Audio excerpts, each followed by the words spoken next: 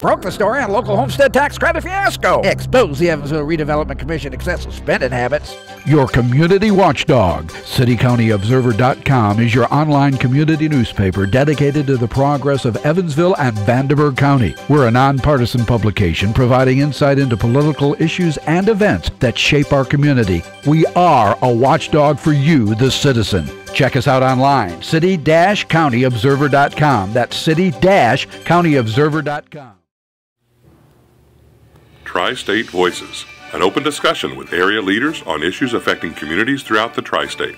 Now, here are your hosts, Cheryl Musgrave and Mark Owen. Welcome to Tri-State Voices. I'm Cheryl Musgrave, your Republican co-host, and we also have... Mark Owen, your Democrat co-host. Cheryl? Yeah. How are you doing? I'm doing great. Mark, how are you doing? I'm doing wonderful today. Now, last week we had the first ward council candidates. They were Republican because there is no Democrat running at this point. Right. The incumbent councilman didn't show. He didn't. And this week we have the second ward candidates, Democrat, and there's no Republican candidate, and the Democrat incumbent did not show. You're the one that took care of the invitation. What's going on here? I reached out to her. She's the incumbent, Missy Mosby, the incumbent second ward city councilwoman, and she's up for re-election.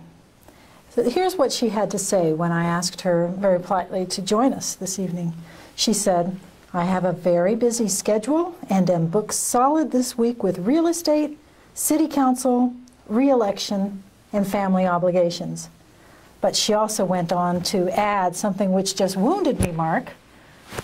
She said that no one in the second ward ever watches this show anyway. Well, I do think we have people in the second ward watching. I watch it. I live in the second ward. Oh, good. Well, what bothered me most about that, second ward viewers notwithstanding, was that many of the votes that city council takes affects the entire city. And even if you're representing a single ward, you're casting a vote on very important matters to the whole city, like the first question that I'm going to ask you. Let me point something else out, though. You know, the show's not only aired on WTSN, okay? Right. Twice during the week, but it's also put on Facebook. It is. It is also on numerous Facebook sites. I posted on my Facebook page. I posted on mine, and I know that several others posted on theirs. It's on the Tri-State Voices Facebook page. And it's emailed out to a number of different individuals, and they email it to their friends. So, you know, it's hard to tell how many hundreds of people and thousands maybe that see it, but I know that I've had a lot of people tell me they watch it. So here we are tonight with Steve Davis, candidate for Second Ward Evansville City Council, and he does have a primary opponent, and that's who we're showcasing prior to the primary on May 5th, isn't it? Yes. May 5th, it's coming up really rapidly. And so we thought that Mark and I would take on the real challenge of informing everyone in Evansville about the views, about the people who are stepping forward to become candidates. As a former candidate myself, I know how difficult it is to find a forum. When you go door to door, it's one thing. When you appear in the newspaper, it's another, and you can hardly get television time at all. So I really wanted all the candidates to have the opportunity, and I'm sad that two of them so far have chosen not to come. Yeah, and it's probably the only opportunity that a candidate will have to appear on television, on a audio and visual, and be able to express their views. So for free. For free, and I think that's great, and I commend the station for doing that and for reserving the time. I do too. So, do you want to, let me start off. Okay. City finances. Steve, if you had to give it a letter grade, A to F, what would you give it? It depends on who you're listening to. You only get to one word answer. All right, here. From what I know and what I've seen and heard, I'm going to say it's a D. A D. Okay. That's about in line with what we've heard from others. Now I'm going to have another one-word answer question for you. Okay. Are you willing to raise local income taxes to repair the city finances? No. No? Not going to happen. Not with me. Okay. Okay. You've been out campaigning, knocking on a lot of doors, talking to a lot of people. What, I guess, does the council have, what type of an image does the council have? And what do you think can be done to improve it? Or what are you hearing from folks about the image of the city council? Well, I've personally knocked on over 900 doors and spoke to a lot of people. Obviously, some people aren't home. The vast majority of people I'm speaking with think that there's too much disarray on council. Nobody can get along. They think there's too much drama, and they don't think that their needs are being focused on. The people's needs. The people's needs are not being focused on. Instead, it's a lot of vindictive things happening on the council, and they're not pleased with the professionalism on council. They're just not. Well, one of the things that I've thought of to increase the professionalism of City Council, and I thought of this because I'm a resident of the city of Evansville and I care about my city. How can City Council look better? And it occurred to me as a former county commissioner, County Council has 2 staff members. City Council has no staff members. A city councilman who needs a piece of research done has no one to turn to. A city councilman who needs an appointment to be made with somebody either in or outside of government has to do that themselves. And city council members are part-time. They don't even have a desk or a telephone in the Civic Center. You have to rely on all of your own equipment. Right. You're right there. So, Yeah. do you think that city council needs to have its own professional staff? It would be nice. I think that there would be a lot of, there would be a better communication, in my opinion. And it is a part-time job. A lot of the council members have children and demanding jobs. And we get a lot of phone calls. Even as a candidate, I have had, man, I'm going to say at least 30 phone calls from people that want to show me something. And I have to make time. Of course. To go and prove to them that I care about what they want to show me. So if it would help, and I think it would, I think you're right, I think it would be nice. It's not really something that I would say was a necessity as much as it would be nice. Okay.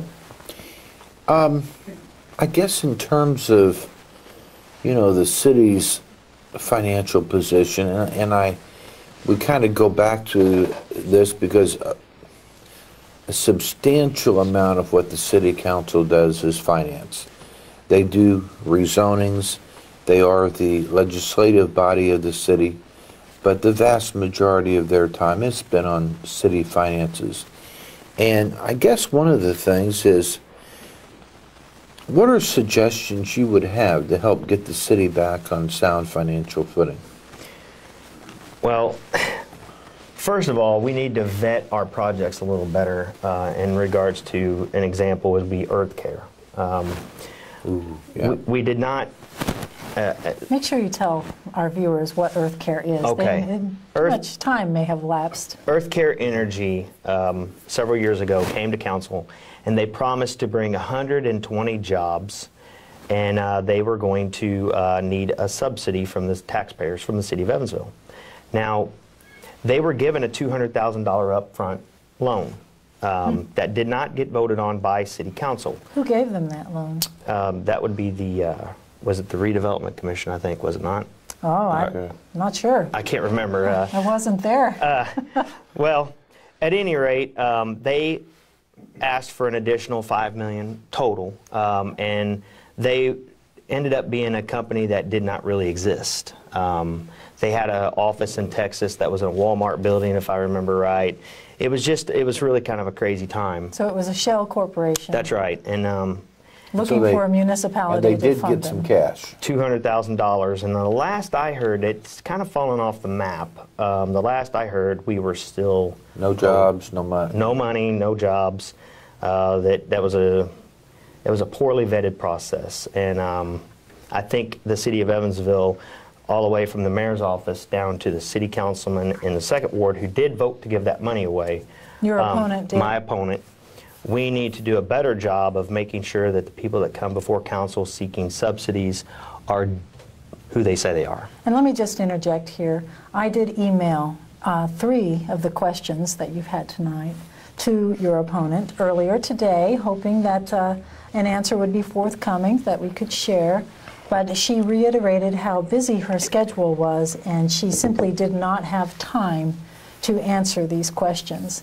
So she may have a vote on some of these, but how she will vote is a mystery to all of us here in the city, wondering what the outcome will be and how our money will be spent. Okay. Did you, when you decided to run, did you seek political party approval, or what was it that inspired you to go ahead and take the step and to run for office? The biggest thing that triggered this was the fact that the current Republican mayor, in my opinion, is leading Evansville in the wrong direction. Completely in the wrong direction. And my opponent is his greatest cheerleader. She really has the pom-poms, literally, and she posted on her Facebook how great everything is. And when you talk to the people of the 2nd Ward and all the other wards, they don't seem to agree with that. They think that the city of Evansville is headed in the wrong direction. Our parks are in disarray. We got Mesker Amphitheater, who's closed. There was no plan in place. Now we have Lloyd Pool, who's now down to its last 7 or 8 years because they can't fix the liner again. I don't understand that either. Why can't you? The age. I don't. It's actually outlived its Okay. age. The structure, it cannot be replaced. So Well, I know the structure's bad. The last time I was there, I know the roof that's, I guess, was the kind that opened and closed, and it was, it's terrible shape. the biggest problem is the liner. Okay. They can't replace the liner again. Well, let's get back. You've made some pretty strong allegations about a fellow Republican who's leading the city in the wrong direction. And maintenance of a pool is one thing, but you need to support that. You need to explain. Well, we have no plan. We're going to be caught flat-footed with without an indoor pool. We have a problem in the city of Evansville. We are one of the unhealthiest cities. Okay. So we need to encourage and promote swimming, running, activities. Healthier life. Healthier But lifestyles. surely a mishandled pool liner does not constitute leading our city in the wrong direction. So Well, it will when the pool can't be repaired and it's going to have to be closed, leaving a facility a lot like Mesker with no plan. We need to get on now. We need to start planning now to start fundraising. We need to build a private-public partnership. I'd like to talk to the EVSC and mirror kind of what Castle High School has done and what Mount Vernon High School has done, because the EVSC children use that indoor facility, as well as the elderly who are rehabilitating hips and knees after surgeries. So it's pretty important to all walks of life that we have a facility ready to go. I think that's where all the matches are, aren't they? I think that's where all Yeah, the it's school- competitive, yeah. but it goes beyond competitiveness. It's a very important feature for young and old. And well, I'm going to hold your feet to the fire on this, because Okay. you have made a very strong you made a allegation. comment. Let me ask you a question. This is a pet peeve of mine. okay, 2nd Ward has a pool there on, Bakey? Lorraine. Yeah, Lorraine. Lorraine The pools are open for 6-7 weeks a year. When I grew up, they were open from Memorial Day to Labor Day. What in the world? How come other cities, you look around and other cities around here are open at least twice as long as we are. We don't even open the pool long enough to justify the cost. exactly. We don't. and it shows by the simple fact that when Winnicky took office, the Parks Fund had $3.3 million in it. Last week, it was negative $355,000. Now that tells me that we're not getting, nobody's using the facilities. It's losing money. Well, all right, so it's losing money. The account has been drawn down, in your opinion. Right. But you just told us a few minutes ago that you would not vote to raise local option income taxes. Explain to me where the revenue is going to come from to increase the services, particularly in pools that you have mentioned. Yes, and that's a problem that all municipals have. Nobody wants to raise taxes. I don't want to raise taxes. There are private-public partnerships that can be formed.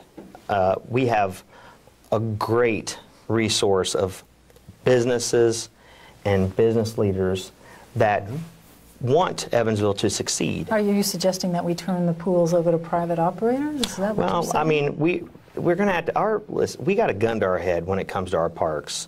We have 23 to 2,500 acres of parks, and they're poorly maintained, and they're dilapidated. Our Lloyd Pool is looking at its last 7, 8 years of life. We're going to have to come up with an answer. And right now, nobody's even asking the question. So I'm asking the question, and I'm willing to listen. Everything's on the table. I will listen to public, private. I would listen to corporate entities. Everybody needs to have a voice. We got to come up with a solution. The problem is there. It's being ignored, and the leadership is lacking.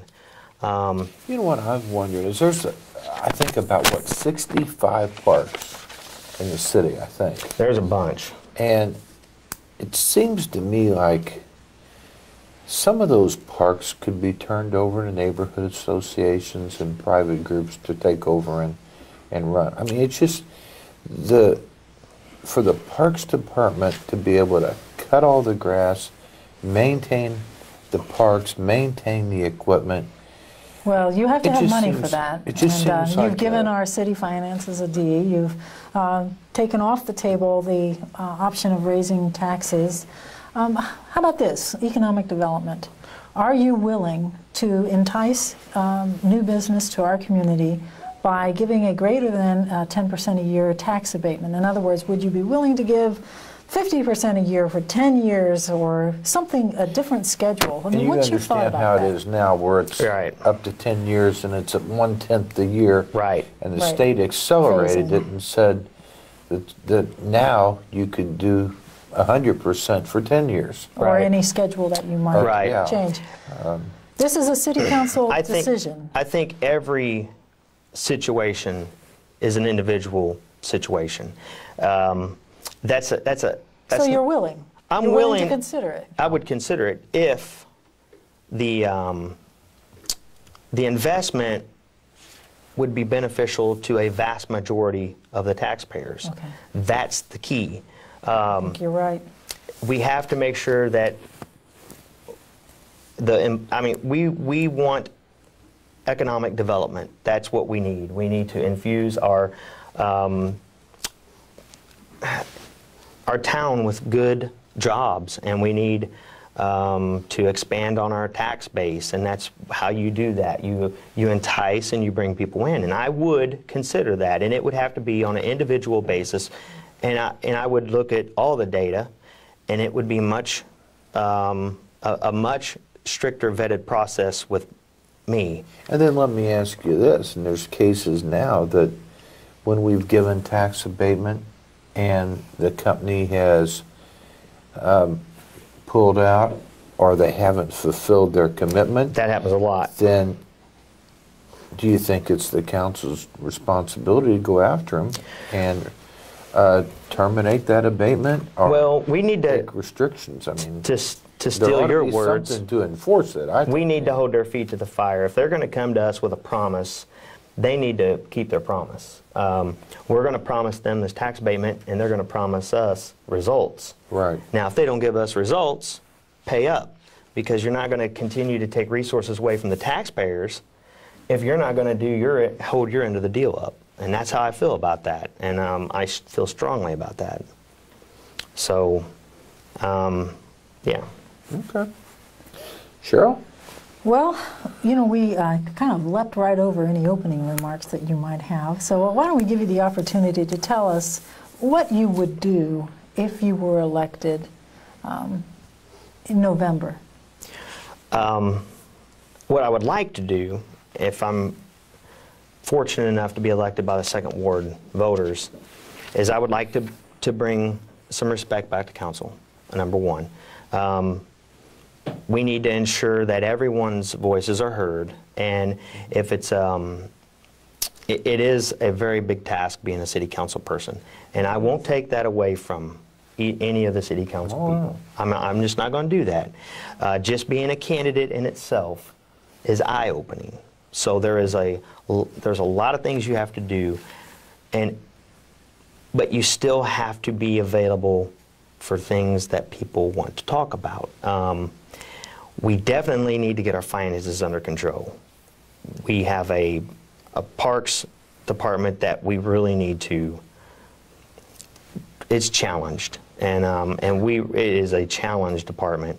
As Mark was saying, I think it was you that said, we don't have the manpower to fully maintain everything, and I would love to sit down with corporate leaders and like Boy Scouts of America, civic groups, and see if they wouldn't be willing to take over and put their, take over some of those parks, get them off our maintenance's backs, and because right now our parks are, they're underutilized because they're not safe. There's a lot of parks that aren't, you can't use them. Mm-hmm. So if we shrink our parks and we work on quality versus quantity, we will get more usage, and we'll try to reverse this bleeding of money that the parks is currently under.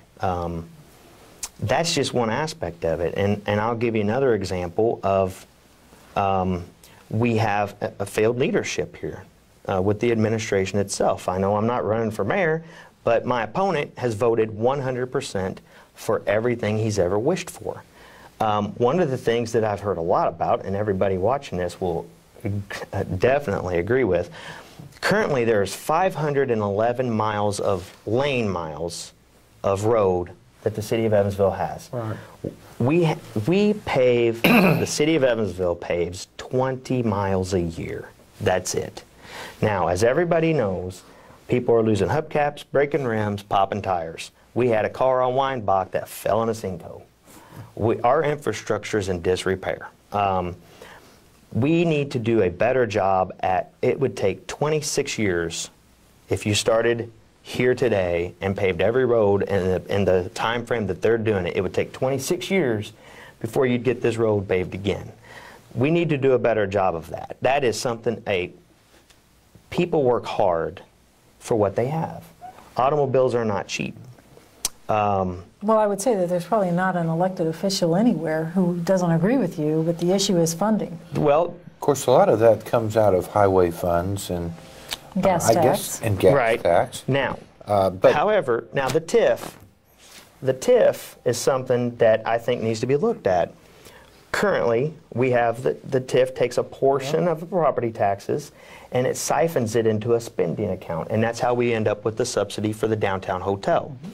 What that's doing is, now they're not, it's not like they're misleading you when they say we don't have the money, but what the full truth of it is we don't have the money in the account we can spend it from because we've siphoned some of it to our spending account, and that's how we end up with pet projects.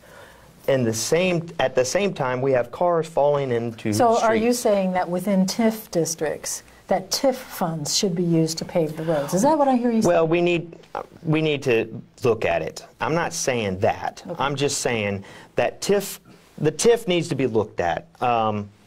It does siphon much needed funds to projects that, I mean, if you talk to the average person, they're not happy with the fact that they're spending their money on front-end alignments, new tires, new everything for their car because they can't drive to work without breaking something. Well, do tell them. I heard Steve Schaefer giving a talk and answering questions on this very topic. Did you know that you can sue the city to recover those damages to your car? good luck. I think they. I think they routinely deny every claim that's filed. Well, Steve was not talking that way. Well, I think they do. I tell you, Cheryl, and Steve Schaefer is I the can tell mayor's you chief one of of staff. one of the problems I have with some of this is I drove on Crattsville Road into town. Okay. To get here today, and the utility department had done some type of a water sewer project over the last month. I didn't think it would ever stop. And what they've left is a road that's almost impossible to drive on. Well, I'm sure they're getting around to paving that. You know they can't just patched. turn around and pave it the very next minute. They patch it and leave. And, it occurred to me, why didn't the city force them to repave that road instead of the city having to pave it? And they were there. I mean, while you're there, That's a good question. And you drive around and you see all these patches that are poorly patched, poorly repaired, that destroy the roads, and you wonder, well, why isn't it paid for when they go in and do the work instead of coming back and making the city do it with tax dollars? Well, there's an old saying, and I want to say it right, is there's never enough time or money to do it right the first time, but there's always enough time and money to go back and fix it. Yeah, I heard my father say that 1,000 times. And that's the mentality. So much shorter, never enough time to do it right, but always time to do it over. Yeah. Yeah, I think I was raised on that. And Cheryl, I want to just say one more thing. In all the people I've spoke with in the second ward specifically, the downtown hotel is a very hot topic. Yes. They're not happy with the transparency of the issue. They're not happy with the subsidy staying the same while the project shrinks. We're keeping our investment, and the private side is not keeping their side of the investment. And a lot of people... So whose fault is this? You know what? I mean, this is the mayor's project. And so as a city council member, what would you do? I would hold their feet to the fire and rescind the $20 million. I mean, I'm not trying to spook the fish. The investors, they don't like to hear when you're saying, hey, we're going to take that money back. But I think we broke ground 2 years ago. And this thing was supposed to be opened in the fall of 2015. And the rendition that they put it for their grand opening for the fall of 2015 is not even near what it's going to be when it finally does get open, if it ever gets opened. That's a hot topic. People are upset with that. They don't feel like they've heard the truth. And people they don't like being lied to. And well, you've got just a couple of seconds to close. In just about 15 seconds, what can you tell us? Well, I can tell you this much. The second ward is going through a transition right now, and it's not getting what it needs. I would like to see the second ward, the infrastructure improved with their roads. The roads are just terrible. Okay, well, I'm going to have to cut you off. Okay. Okay. Well, Cheryl, again, we've included another program. We thank you, the viewer, for watching, and we are available on WTSN. We're also available on Tri-State Voices on YouTube, and you're available to go onto the Woods & Woods Law Firm site. And we appreciate you being with us today. We'll see you next week. Cheryl? Bye.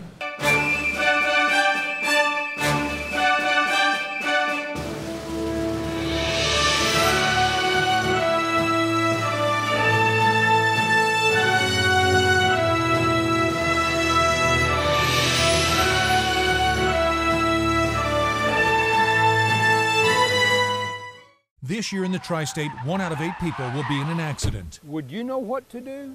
Call Woods & Woods. They'll get you help. When you call Woods & Woods, you are not a statistic. You are our client, and we will fight to get the money you deserve. And that's what Mike did. He really fought hard for me. They just really cared. If you've been injured, call 1-800-544-2108. Let Woods & Woods work for you. You don't owe us a dime unless we win your case.